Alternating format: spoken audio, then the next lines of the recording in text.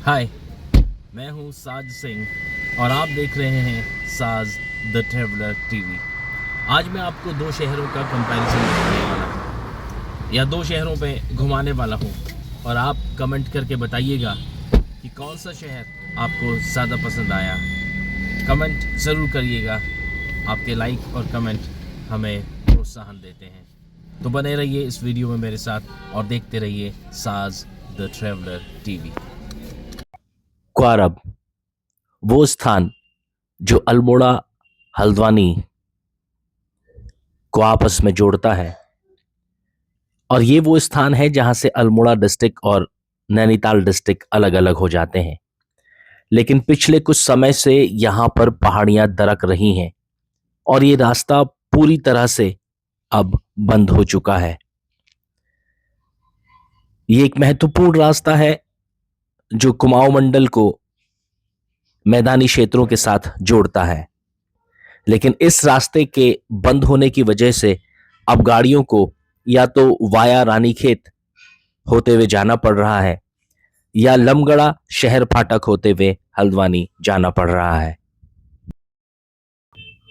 क्योंकि अल्मोड़ा हल्द्वानी वाला हाईवे क्वारब के पास पूरी तरह से बंद हो चुका है और उस पर यातायात नहीं चल रहा। इसीलिए अधिकांश गाड़ियां वाया लमगड़ा शहर फाटक होते हुए हल्द्वानी की तरफ जा रही हैं और आज हम भी इसी रास्ते से हल्द्वानी और उससे आगे की यात्रा पर हैं। तो बने रहिए इस वीडियो में मेरे साथ।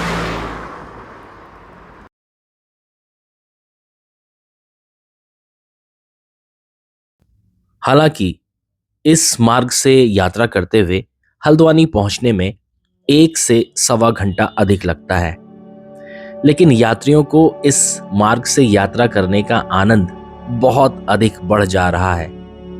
और यहाँ इस मार्ग से अल्मोड़े का ईस्टर्न साइड जो कि पलना बैंड से दिखाई देता है, ये नज़ारा तो बेहद ही शानदार यहाँ से दिखाई देता है। और उसके साथ साथ हिमालय की एक बहुत लंबी रेंज यहाँ से दिखाई देती है और ये तो बहुत ही खूबसूरत नजर आ रही है। और जब क्वारब वाला मार्ग बंद है तो अधिकांश लोग इसी मार्ग से होकर के जा रहे हैं और इस खूबसूरत रास्ते का आनंद ले रहे हैं। सचमुच में ये रास्ता बेहद ही खूबसूरत है और आपको अगर इस मार्ग से आने का मौका मिले तो आप इसकी खूबसूरती को समझ सकते हैं। हरे भरे जंगल और हिमालय की एक बहुत लंबी रेंज आपको यहाँ से दिखाई देती है और पर्यटक और यात्री इन्हें देखते हुए इनकी फोटोग्राफ्स लेते हैं। कहीं कोई चाय का मज़ा ले रहा होता है तो कोई जंगलों का, कोई ताज़ी और स्वच्छ हवा का, कोई धूप का। इस तरह से आनंद उठाते हुए इस मार्ग पर यात्री अपनी यात्रा का आनंद उठा रहे हैं। नंदा देवी, मैकतोली, चौखंबा, त्रिशूल और भी अनेक चोटियां इस हिमालय रेंज में दिखाई पड़ रही हैं। और समय क्योंकि जाड़ों का है तो ये चोटियां बहुत ही साफ दिखाई दे रही हैं और इस मार्ग में यात्रा करने के आनंद को बहुत ज्यादा बढ़ा दे रही हैं।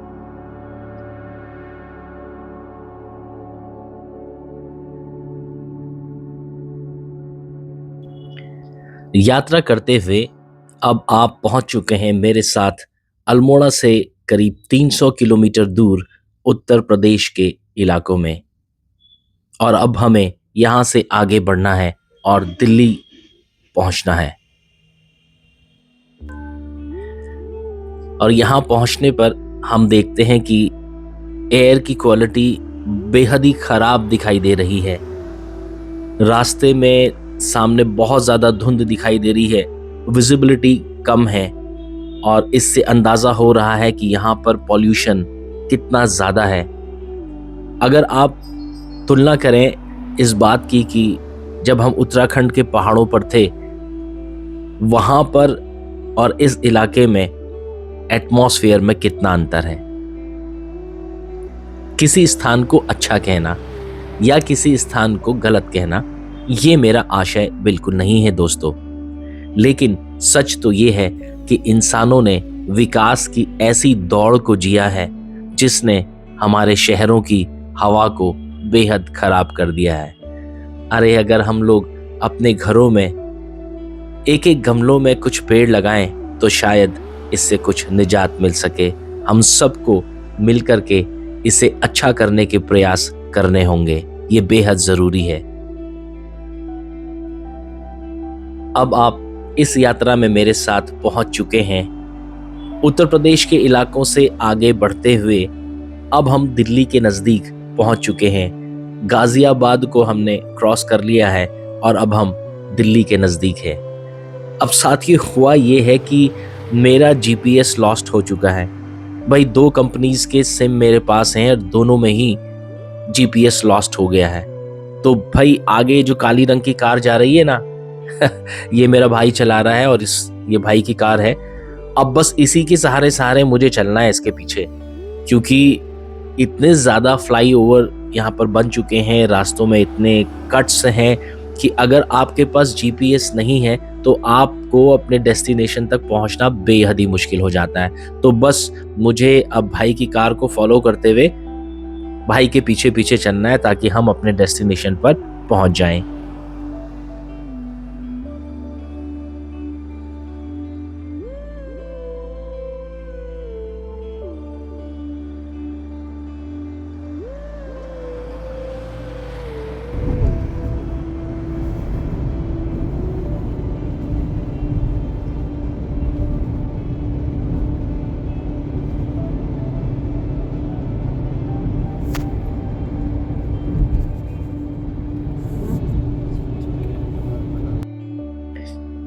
प्रगति मैदान टनल।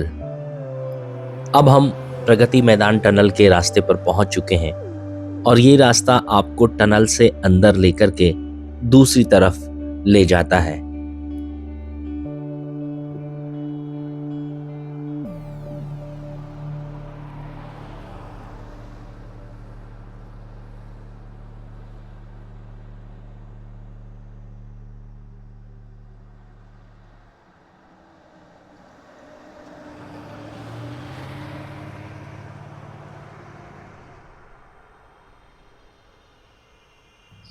फ्रेंड्स, ये यात्रा दिल्ली में ही समाप्त नहीं हुई है।